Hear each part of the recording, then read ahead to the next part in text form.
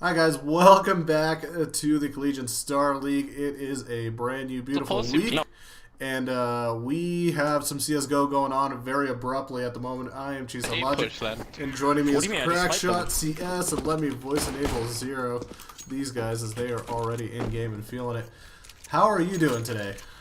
I'm doing amazing. A nice day for Counter-Strike. Woke up this morning, a long weekend at LAN. Look out the window, and it's snowing. And it's April, and I'm unhappy about it. Okay, now they're taking the time out to figure out if we're ready, I think. They had been mentioning in chat there, they're like, are the casters ready? Do we just go? Yeah, they paused round one. I just got a message from Hero. He's like, "Hey, are you guys ready?" I'm like, "Yeah, that would have been nice. That would have been nice to ask before you guys actually started the round of play." So, want to welcome everybody in. Today is our first day of the round of 8. Obviously, the round of 8 is going to go for 2 days, today and tomorrow and Wednesday. Sorry. First match of the day is going to be UC San Diego Trenton Gaming versus Jack's Money Crew. One of the, could we say dark horses of the... I called them the Cinderella story. The Cinderella story. I like that even better. SUNY Binghamton. So really two very interesting, a very interesting matchup. One of the more interesting matchups, I think, out of all the round of 8 games.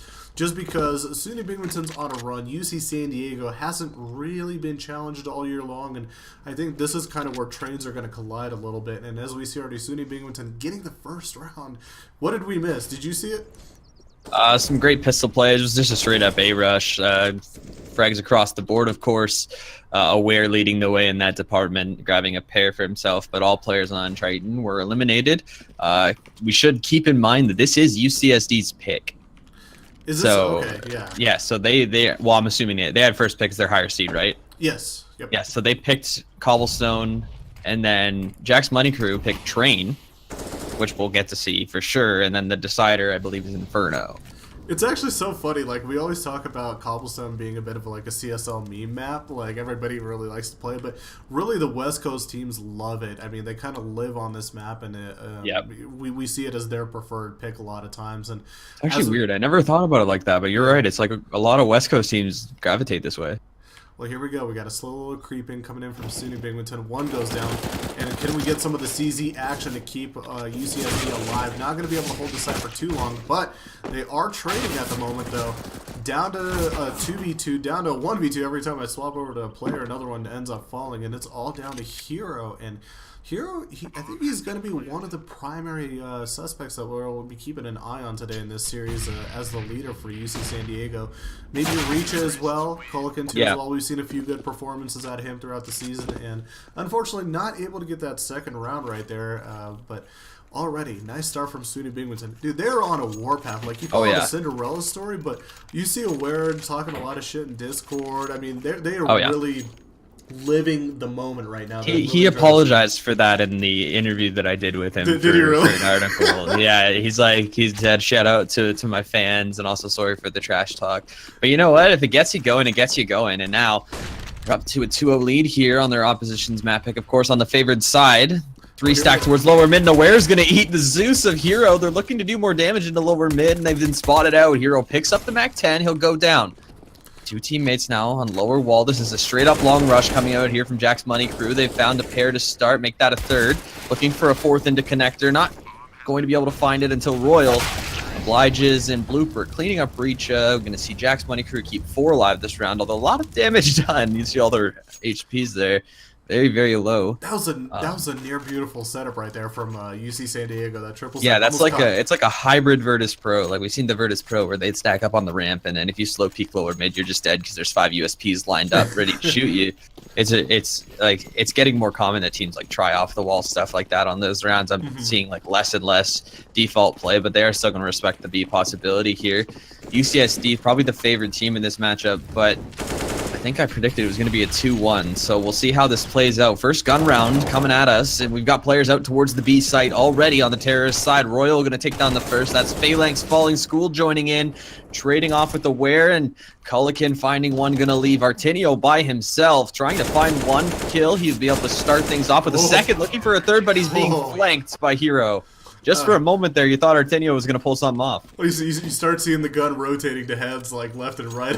All of a sudden, you imagine almost a nice 4K right there would have been happening. You see the clip in front of you, like what's about to happen. Obviously, we get the blessing of the X-ray, so it looks even better from our point of view. Like considering, like if you watch like a demo or you do demo watching as like a player, and you see what some great players do, like they don't have the information we have as casters, and they're still making it look really easy. Artenio going to probably be, we'd mentioned a couple players on the side of Triton to look out for. Probably Jack's money here has got to be Artenio alongside, obviously, Aware. Yep. Who's going to be doing the damage. Generally, I mean, oh wow. All right, Vulcan opening up right there at the defense, and meanwhile down over bottom, Phalanx takes care of that opening, and now all the players are going to be rotating from B. But yeah, Aware has been really the prime player above all else for SUNY Binghamton. Obviously, you need 4 other teammates to help out in your pursuit, but Aware has been lights out, outstanding in every series that he's played so far in playoffs. He's had a great regular season record. I think a few 30 bombs too as well to his name, and so I mean, this is really, I mean, I don't want to say it's going to fall on him, but it's going to be up to him to be the leader of the team and to lead, especially against such a big team like UC San Diego. Now, UC San Diego is kind of an interesting team as we look and see that they're probably going to save, so we got a little bit of time to talk about the teams. They beat and I'm mainly looking at the fall. They beat Concordia, they beat UC Berkeley, they beat UCLA, UC Santa Cruz, and UC Riverside. Only single loss was a close one to UC Irvine. So those are the ones that I'm looking at. They look like a very composed team. Obviously, they went 7-0 in the spring, beating guys like Simon Fraser. Obviously, Arizona State was an FF. They beat RIT, which is good. Ottawa, Wisconsin, Texas Tech, and Alabama. But definitely the quality teams were on the fall side of things. Playoffs. I mean, there was that big UC clash, right? Like we call it the battle for California, with all of those teams in there, with at least UCLA, UC Santa Cruz, UC Riverside, UC Irvine, UCSD. There's like, I mean, UC Berkeley is the only school really not to, I guess, make an impact out of those Californian schools. So it was a really tough first half, all things considered. And the thing is, with UC San Diego, even though we kind of mentioned Reisha Kulkin and Hero, all of their games have been closer to team performances rather than somebody carrying them. So exactly. We'll have to see again. All these CT sides, a good opportunity for them to show off how their team play works and what they're going to do.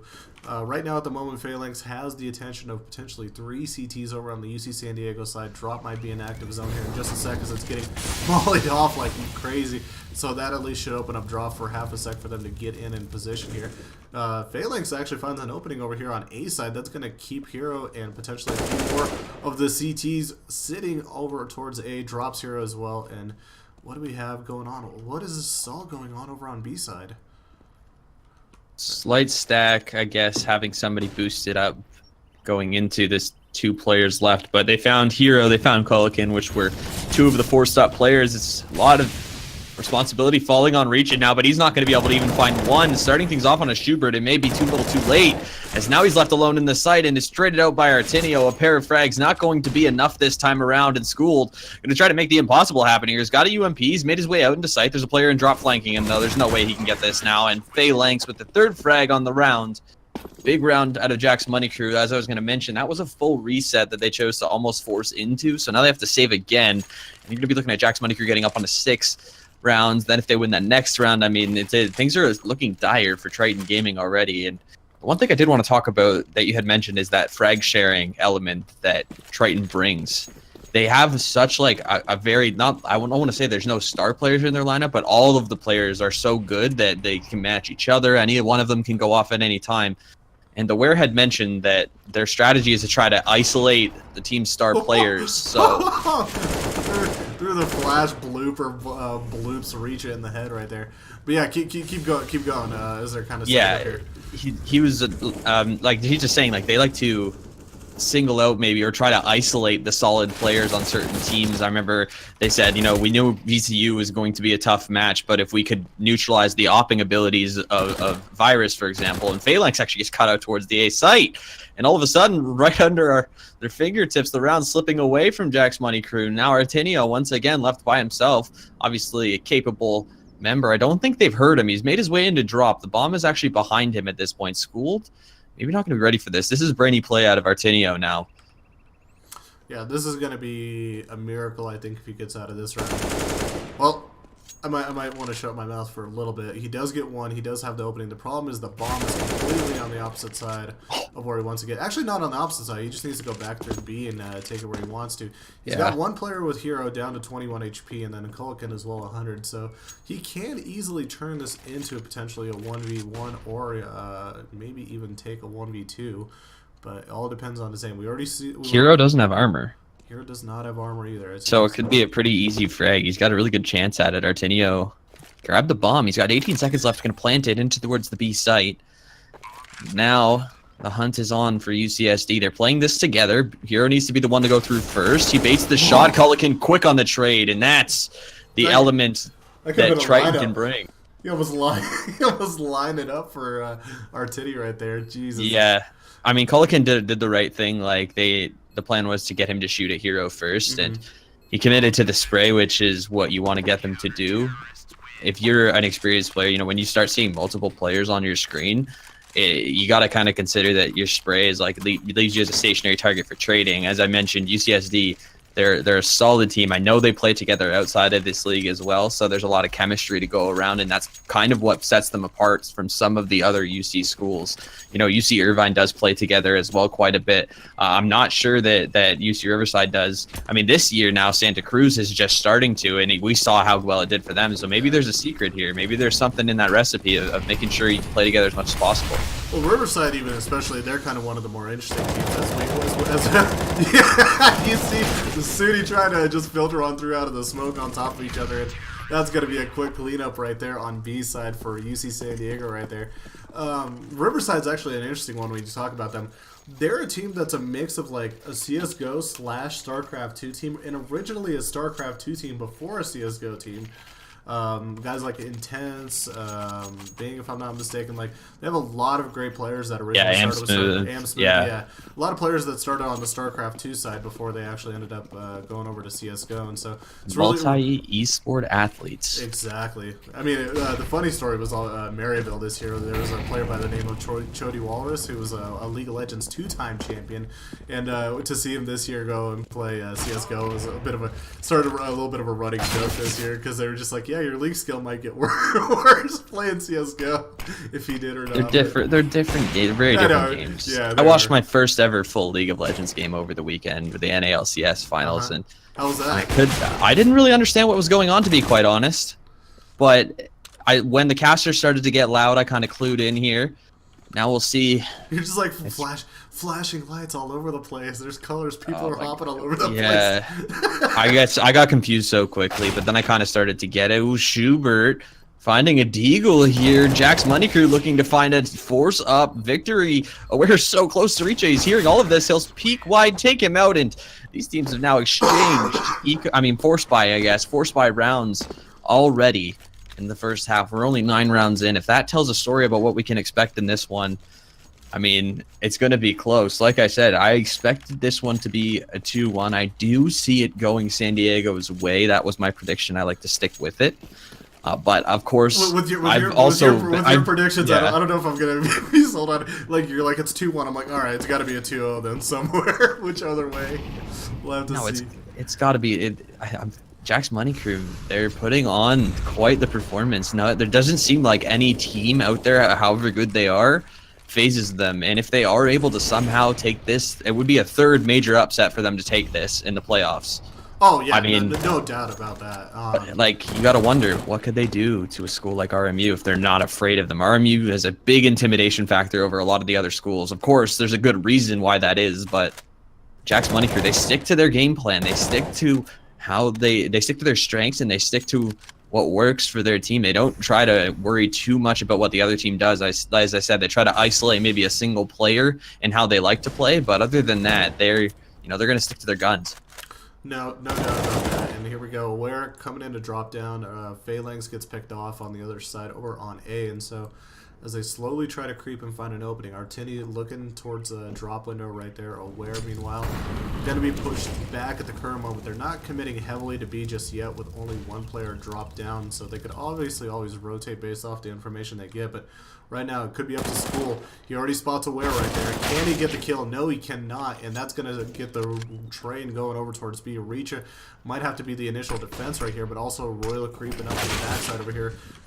Reacher goes down. Royal, Culligan, can they defend? Already 2, 3 down. Culligan, though. Oh, how do you like your collat? Already 2 dropping down, but now it is a 1v2. A tough take. 2 ops, though, so maybe if he could get into a little bit of a closer firefight, it could happen, but not today. Blooper drops here with the long shot, and that's 7 rounds for UC San Diego, and that's their pick. You did mention it is their map pick. Yeah. What is going on here? For San Diego, SUNY Binghamton, SUNY Binghamton, what is going on with them? Like I said, they're not afraid. This is just to them. This is just another game, and that's how you should look at it. Like I said, it's getting harder and harder every week to say what it is. But just looking at the records, looking at the regular season, looking at the players on each team, UCSD should be the favorite in this one, even if it's closer to like a 60-40. And they're just making quick work of them. They've forced them to eco now for a full eco, rather, second time now in this half.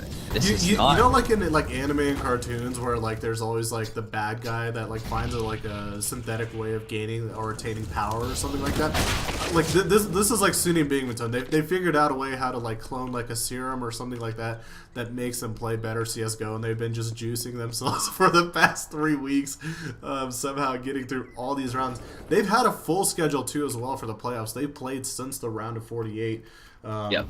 Obviously, the hilarious, we're so terribly wrong upset of Ryerson. We thought Ryerson was going to go right through, and then obviously they continued to run over Kentucky 2-0. Yeah. And then they had a close match against VCU 2-1, which that one was actually a pretty fun series to watch overall. Oh, it was. Aware hit that clip on Overpass. Yeah. Ooh, that got a lot of views. That was a nice one. Hero now trying to find something, but maybe not even going to be able to escape. Aware pressuring. He wants this frag. He's going to peek out and take him down. He was ready for it. This guy is so aware. His name is so perfect. The way he gets half of his kills is just wow, he knows. Yeah, it's got to be frustrating to play against too. I play against players like this who just have that map awareness. You're not going to sneak a fast one on this guy anywhere on the map, and it can get really frustrating to play against in certain situations. I can imagine the frustration might be building a little bit on UCSD. As you mentioned before this started, they haven't really been tested that much since even the first part of the year where they were playing against the other UC schools. And it's the curious thing of them, SUNY Binghamton, they look like a team that should be kept in check by a team like UC San Diego. They've taken losses to New York.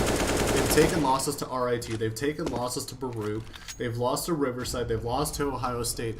Nothing logically in terms of matchups and statistics says that they should be doing way better than UC San Diego here. But as we've seen, playoffs have been a whole different story for SUNY Binghamton so far. So let's see if the crew can continue their run. Maybe we'll have a bit of a meeting here between Hero and Phalanx over on A. Hero doing a nice job kind of in that lurk position, trying to catch somebody over on A. And you can see that as well, SUNY Binghamton very comfortable with their B side setup for their default. They have rarely gone over towards A. Phalanx has done a great job lurking himself. Off and keeping the attention of a lot of the players on A. But you can see that UC San Diego knows exactly where they're at, where they are. I was right about to talk about how well Phalanx is doing. He's forced them to respect the A possibility, and they can't play a 4-player setup. But Royal and Drop taking down the tandem of Aware and Artidio. Phalanx going down to Culligan, and UCSD winning some big gunfights and going to give themselves a great chance at taking this round. 40 seconds left for the terrorist side. Blooper and Schubert, I know they probably don't want to be getting this op into the hands of Triton at this point, but they do already have one. Ooh, nice corner position by Reacha. This one goes rarely checked, and they do have a Molotov for it, but I don't expect... Oh, he gets up on the stairs instead. I thought he was in the Olaf corner there. That's what people call it, Olaf, because, every corner in this game is named after a Swedish player, apparently. Get right. You got it like Olaf on train. Hey, if you're that good at that position, why not? Let's name it after them. So something more relative. For me, I feel like every time I come back to CS:GO, after a couple months or whatever, there's new position calls every single time. Yeah, sometimes it depends. honestly, the rank S slash FPL sort of scene has a lot to do with the callouts, because that's what most of us in North America will be watching to, like, just, you know, a lot of the time we'll hear those names the most. So a lot of people follow in those kind of footsteps, but it's up to your team. I guess you can name things. We have, like, my old team had different callouts for train than what people normally had. They're a little more precise, I think, for what the map is now, but obviously they're not common. Colica just getting completely flushed out. Oh, but they get flashed themselves. Colica could maybe get a couple kills. Also, Hero on the low ground catching himself a little bit of an opponent, but we got 2 players now over on A side that are down. Sherbert, the last one. Great hold by UC San Diego right here. And I think now it looks like they're kind of regaining a little bit of their confidence, composure, and a little bit more of what we were used to seeing from UC San Diego. So this is good, because right now if they can continue the streak, get a couple more rounds, it's not a bad place to finish. 7-8 half. No, if they not at all. I mean, yeah. The shell shock of just like losing like 8 rounds just like that, I think was a little bit, you know, surprising for a lot of us. But let's see if UC San Diego can continue this run. Yeah, I mean, it's good stuff right now from Jack's Money Crew for sure. They're coming close to winning these rounds. It seems like UCSD was maybe caught sleeping a little bit at the start of this one. Now they're kind of getting their ground. They're flashing for each other. You saw that big flash from, I forget which player threw it, though, through connector. Colican should never have been able to live that long in that position after he gets mullied out. That's a heavily considered a one-and-done position. If he's able to get up there, stall for the rotate as long as he did just by being alive and get a frag, I mean, after he's mullied out, that's something that Jack's Money Crew probably could never be ready for, because it's never really supposed to happen. Oh, Hero not able to take the aim duel right there versus Aware. CZ's obviously, I feel like I've seen a lot more complaints over the last like few weeks with CZ's. People want nerfs on this gun as it's started to become a little bit more better of an option than a rifle for some of these player failings. Getting a D as well over here, and now UC San Diego's a bit scrambling, looking to see who they can find and where everybody's positioned right now at the moment. Still not an overcommit on the defensive side. Reach is sitting over towards B. Phalanx, oh my god, might find himself Royal 2 feet over. No scope, how do you like that one? My god.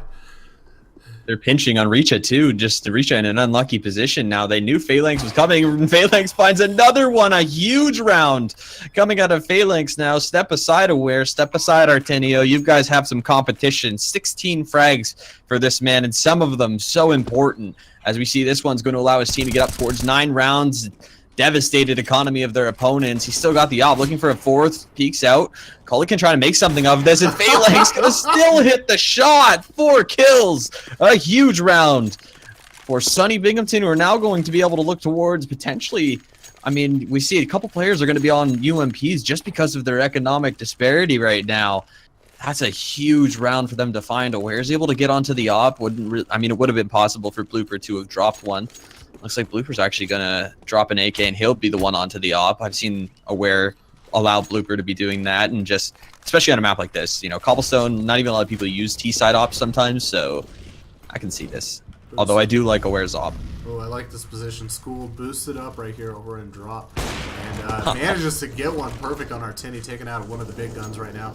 And the rest of the crew is trying to find an opening on B. Blooper goes down. Phalanx trades out, though, over on A side. And might have ourselves a nice little 1v1 for here on Phalanx for control of the map position here, really. Phalanx going all the way through. He doesn't see the heroes right behind him. I don't know if he heard him. He did run a little bit. There we go. He does spot him. Can he get the shot off? No! No, no, no. Oh, my God. Well, there we go. Yeah, he kind of got sandwiched there a little bit. And now the bomb is a little bit split up. Tough position to fight through. Aware, though. Sherbert, what is going on? Oh, my God. There we go. Finally traded out. 6-9 half. 6-9 half. Yeah. Hey, that could have turned out a lot worse for San Diego. They do. I mean, this is now, I guess that's exactly what we would expect on Cobblestone if the two teams were, like, close. I mean, again, we think probably Triton's supposed to be a little bit better than this, but early on, we're being shown once again that there's a good reason why SUNY Binghamton's made it this far of the top 8, looking to do what I don't think anybody would have said that they could do if they're able to take this best of 3. No, I completely agree with you on that. I mean, this is already, the scoreline's a big surprise for me. If I obviously had to make my prediction, I would have maybe said 16, 16-8, 16-6 in favor of UC San Diego, but SUNY Binghamton already forcing their way through on the very first map here. But coming in, A-Rush right here. Blooper will spot them first. That's going to send everybody in retreat right now at the moment to get the rotations going, but not overcommitting. Maybe a little bit of a mistake, but they do at least send one person over to try to help out right here as the rest of the team looks at an opening. But hold on just a second. Look at this. Look at how sneaky they are. While they look for an opening on A, they're rotating over to B. This is so good. they pretty much threw out all their smokes, all their decoys, everything over to A. But look at UC San Diego. They're reacting, or UC San Diego while they're coming on A. SUNY Binghamton reacting on the defensive side. Bomb going down. Schubert in sight. Schubert. Take down one. Aware. Oh my gosh, going big. He's got the dualies blooper as well. Hero looking to try to get something done from Plato. Find the first. Now in a 2-on-1. He's been damaged. The bomb is not in a good spot, and Schubert should be able to find this. Aware is close and ready to take him down, and Schubert won't even allow that to happen as Jack's Money Crew get another big pistol round. We'll see if they can convert it. This, again, this is UCSD's pick. Now, I'm wondering what's going through the heads of SUNY Binghamton to pick Train. I think it's a good pick, though. I don't think that UCSD is going to be able to respect Jack's Money Crew on Train, and I know from sources that their Train is actually one of their stronger maps. I think it's a very, personally the reason I love Train is because it's very tactical, like positionally, tactically. You don't see a lot of this, just typical standard setup default and then follow through with, what they want to do. And Train, you have to be a little bit more tactical in your position, your approach, your executes, and so we'll see once we get to that map, but at the same time, results can change here, so there's still a lot of rounds to be played here on the first map.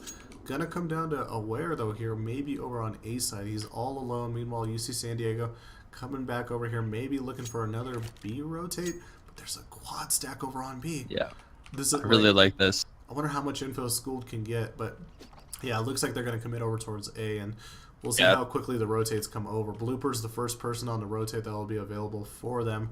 Oh, this is actually a bad spot for Aware if they do check this. And they've contacted it. They're going to contact play this and reach quick on the trade. This is what I meant. This is exactly a disaster scenario now for Jack's Money Crew, rotating into a tough retake. Cullican going to try to make it tougher by finding one indoor. Not going to be able to connect the deagle shot to start. Phalanx holding the off angle. Schubert finding the first onto Cullican, but Schooled quick on the reply from lower wall. Artenio finding one. Reacha in sight with his FAMAS. Going to make this possible as Phalanx goes down. Triton Gaming reset. Jack's Money Crew, and this could be very lucrative. They're going to live to see potentially 10 rounds on their own before Jack's Money Crew inches up to that map point or close to that map point mark. We don't want to see teams get into that 13 rounds, 14 rounds, because then you have to play perfect, and we know from history in these playoffs that it's really tough to do that when the stakes are this high. Pressure, lots of pressure makes diamonds, man. I don't know. Is Aware a diamond? Can he be a diamond? Yeah, I mean, people in chat definitely. I mean, like you said, he might talk a lot of smack, but he's definitely earned himself a few fans around here, I'd say. Interesting little gunfire through the smoke. Oh god, Sherbert eats a bullet right to the head right there, and now down to 4 players, 10-7 right now, still in favor of SUNY Binghamton. They're looking to execute over towards B, but they do have a bit of a split here. They've got a couple players checking out, seeing what kind of information they could gather on A side. Don't forget, later tonight we do as well have more CSGO going on. We will have Robert Morris versus Virginia Tech. I know a lot of people are going to be excited to watch that match. Virginia Tech, one of the standouts from the East this year. Robert Morris, obviously one of the strongest teams that we have. But here we go. Coming through, Artini drops, tried to hold off the side for as long as he possibly could with that CZ. And Deagle action that we've seen as of late, there are a lot of skilled Deagle players here. I know it's kind of a little bit of a joke sometimes, just people buying Deagles and trying to one-Deagle people, but we've seen a lot of skilled Deagle players, I feel like, as of late, doing a really lot of damage just with that gun. And there is a chance now. So you're saying there's a chance. So where? Oh, now he's got an AK. Now there's a big chance, and he takes down the first. Looking Schooled with the one tap, though. Catches Aware, potentially looking the wrong way. I mean, he was kind of ready for that, but Schooled just quick on that trigger. And Triton Gaming going to look towards 9 rounds. Jax Money Crew on the full save. Interested to see what they'll do here with this. As I said, this is becoming more and more common, it seems like, for teams to be going for full stacks, full pushes, but not necessarily in where you'd expect them to be. I saw Ryerson pull off a really great one at a LAN that they were at, not this past weekend, but the one before that, where they stacked arches on Inferno. And oh boy, does it ever work. We tried it a few times, and oh, people just don't expect the stack to be there. They expect it to be in one of the sites. Look at this little Juju train trailing UC San Diego's. They obviously get a clean execute over on A side, but they try to do a reverse pistol stack. Not doing actually too bad. Sherber, the only one remaining. Aware manages to get 2, and Sherber trying to get out of there for the time being with that pistol. See if he can maybe get another pick off as he heads over to drop. Interesting decision to do that type of a defensive stance from SUNY Binghamton, but looks like we're going to have 9 rounds for UC San Diego right here. What other match are you excited for? There's UC San Diego and SUNY, obviously. Yeah. I mean, I was going to ask you about, the NBA Finals. See if you're... I haven't been really watching basketball. I mean, I just got my brackets done for NHL, and then I'm doing like a fantasy pool thing where you pick players every round. The Avs got in. I know the Avs got in, but they're going to get first rounded by Nashville. We probably are. We probably are. I was excited. I saw them get in. I was so happy for them. So, but yeah, in terms of the CSGO playoffs, there's obviously Virginia Tech and Robert Morris tonight. There's Baruch versus UBC on Wednesday at 4 p.m. And then UCLA versus UC Riverside at 7 o'clock. So, what other one is there any other one that you're really excited for to watch? It was this one and Cooney Baruch versus UBC, in my opinion. That's where I think the other ones are going to be not as close as these ones. Artinio finding a pair to start off the round. The Molotov is there, but he's not going to need it as he's going to end those players' lives. Hero going to be the first to reply. Schubert's close. He gets spotted out. Not in a good spot now. Hero finds a second. Blooper waiting, biding his time, needing to hold off this push. And he finds a nice shot on a school, trying to win the fight onto Hero. Both players exchanging shots and missing. Reach are going to come in from drop and tap away with his UMP. Where, though, the player you want in this situation, towards Plaid, he finds the first one. He's so good. Yeah, I mean, this is exactly what you expect out of him. Hero hops out Plaid. Aware spots him out 3 HP now. And oh, this is it. Yep, that's it. There she goes. That's the round. That's a capital K-O-B-E right there. Very nice play from Aware, keeping the round and the momentum back into SUNY Binghamton's favor. That's what you need to do, though. These close rounds, you got to be able to win them against UC San Diego. UCSD definitely not a team that once they get a lead, they give it up. So anything that you can pick off of them here as you can keep going, got to go after it. Yeah. Got to keep it up. Every round's going to count in this one. I think UCSD's kind of found out the hard way that Jack's Money Crew are here for a good reason. I keep saying that. Aware in those 1v2 situations, you can't even count him out of 1v3s, 1v4s because of what he can do. You put it on display right there. Aware trying to hop away from the nade, actually hops into it. That's just unfortunate timing. As soon as he heard the nade, he was backing up. He knows he doesn't want to get caught out. Both teams kind of putting together what they can in this round. This round right here is going to tell the story of what we can expect for the next couple of rounds towards the end of the second half. Big round economically. This could be a nice moment for Sherbert right here. He's positioned with the CZ for if there is a B push, but we do potentially have some close encounters and contacts coming up here over on A side as well. Reach and Kulikan sitting right now trying to find some more information. Potentially also they have the ability to rotate as the bomb seems to be creeping back over at the current moment. Blooper and Aware, though, position really well. I really like Aware spot after he gets boosted up there as well. He's going to be able to spot anybody that comes out. Not a typical spot where people look for first. They usually look for those lurk spots right on the edges, and by that point, they usually get shot down from somebody boosted right there. They are, though, creeping further on over towards B side, though, and they're trying to see if they can find something. School does have his gun pointed over to where Sherbert is. Is he going to spot him before he spots him? Molly comes out, doesn't spot him. CZ does not land, but he's going to be able to shoot some people in the back. Gets one. Can he reload in time to get into another firefight? Royal's going to be coming on through here and not going to be able to survive that, unfortunately. But only Royal, the only player remaining, down to 18 HP. Behind the rock. He needs to try to die. Yeah, okay, yeah, he does. He can't afford to get full reset like that there. Jack's Money Crew just besting them in those gunfights. The timing was kind of bad actually for UCSD. I mean, they had made a lot of noise towards Platt, but once Blooper got caught out by Richa, even though that kill didn't happen, I feel like the Platt players should have been waiting. They should have been like waiting to see if somebody peeks them for the information. Like, wow, is this actually an A hit coming? Was this a fake all along? You know, CT players can get antsy in that situation. You can get rewarded, but just by having everybody go out in every which way, you just kind of put it down to the gunfights at that point. And in that round, Jack's money crew was more successful. What?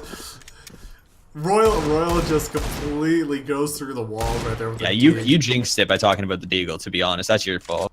I mean, players have been really awesome. Obviously, CZs have been a big part of the pistol and the eco rounds, but there have been some nutty players with Deagles, a lot of these series players. For me, it just kind of blows my mind because, you know, I'm like a monkey with a gun, so it's like I can't aim well with any gun at all unless it's like an op. And so to watch people just dig people down so accurately is so consistently is really amazing for me to watch at all times. But yeah, right now though it could be a high pressure scenario for Blooper. He's the only one over on A. He does have a Ro8 coming over from Phalanx to help out, but will he be there in time? He might go down before he even gets a shot off, and indeed he does. So it's going to be really up to Blooper to hold the site. Gets one down, trades out. Looks like some of the rotates are going to be helping out. Down to a 2v3, 2v2. Deagle lowering everybody down to almost no HP. Kolikin in a 1v1 versus Artini. Artini though says this is my round. The diffuser on him, 5 seconds, 3, 2, 1. That's 13. Oh my god. Yeah, what's they the can do economic this situation right now for UC San Diego? They'll have to go for a pistol buy here. I think it'll be upgrade. Nope, they're forcing.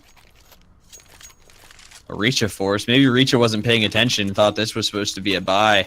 They kind of went for a half buy last round. They did get that plant, so I mean, so close in that round, and now it looks like Richa going to be the only player to buy. We've seen this work for other schools, but I mean, this isn't a Don Ross situation. This is top 8 of playoffs.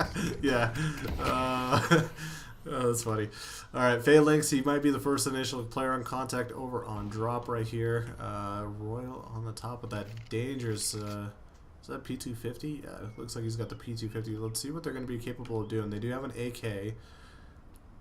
Definitely got to be careful leading though with that AK, because if that AK gets shot down and dropped, it's going to be really hard to reattain it with just the pistols alone. But here they go, going to be leading in. AK's going to be behind. Phalanx almost gets dropped down to 10 HP. Eats a nice little ding, but finally falls. Everybody else is trying to come out to drop, but already some trades happening here. Yeah, that was a nice bait and switch there for the player in Coop. Schubert getting basically a free kill, and he's moved out wide. Needs to win this 1v1 against Hero. He's actually flashed up. Richa needs to do a lot of work here. He finds another big flashbang, kills 2, evens things out. Blooper needs to trade him, and he will be able to. Hero trying to plant the bomb, not going to be successful. And Jack's money crew are just 2 rounds away from going up 0-1 or 1-0 in this series against UCSD on UCSD's map pick. It's good. Is this going to be a 2-0 for Sunny Binghamton? I mean, you predicted 2-1, so I assume it's going to be a 2-0. Oh, wow. Okay, listen. Everything was perfect. Everything was perfect. Everything was perfect until we made predictions. That's pretty much the way I look at it. Like, everything was There's been a decent amount of upsets, yeah, but I mean, like, a lot of the round picks of 32 was shocking. I'm not going to lie. Round of 32 took me, like, by surprise. I didn't expect so many teams to go over other teams during the bracket, so, I mean, but this is the fun part about playoffs. It's like we get to see a lot of these teams that typically don't get to face each other in regions. We get to see how much prep is done as well. That's one thing we don't probably as well account for as much as we should. During the springtime, I feel like as much as the school and the exams and the work and all, you know, the regular stuff life picks up, people do take the matches a lot more serious in the springtime, and come playoff time, we do see a lot more preparation by a lot of the teams that do participate and play together. And so that is another thing that, you know, the development, the potential that we see out of teams start coming out. And really, I mean, this might be the story of SUNY Binghamton, why they're able to do so well. I think, yeah, they definitely have been putting in a lot of time and working on those kind of setups. That's what Aware had mentioned to me, was that he felt like their losses in the regular season, like they were just kind of disjointed across the maps. They weren't really effectively trade fragging, which can be one of the biggest assets in this league. Oh my gosh, Aware and Blooper actually going down. Oh wow, Phalanx finds School. School wasn't ready for it. Royal going to be the first to chime in, but is going to be enough. Aware finds another one. Royal by himself. Aware shuts him down. And Jack's Muddy Crew now 1 round away from taking Cobblestone, sending this over to Train, where, I mean, we've seen what he can do on these maps like Cobblestone. Train would be a map where he's going to be able to work all of those positions or potentially make that op scary. I think he opts towards upper B on Train, if I'm not mistaken. I think you're right. Yep. Yeah, and just having one player in that position that keeps you guessing can slow down rounds so much for the T side that you eventually, like, if you get denied enough times, it feels like you're running into a brick wall. We'll see what they run into here in the lower A. Aware finds 1. That's quick. That's more than maybe they thought he was going to be able to do. He finds a second, a third now. 3 frags. San Diego. More. Oh no, baby, what are you doing? That's more than what we thought he was gonna get. Yeah. Oh no. Yeah, the fact that he was able to fall back after that first initial shot was big. And there we go, 16 rounds for SUNY Binghamton. Aware picking the pace up, 26, 3, and 15 at the end of the first map. Phalanx doing a wonderful job all game long. The stable part, 23 on his side as well. What is going on? What is happening right now? It's hard. I mean, Phalanx, like,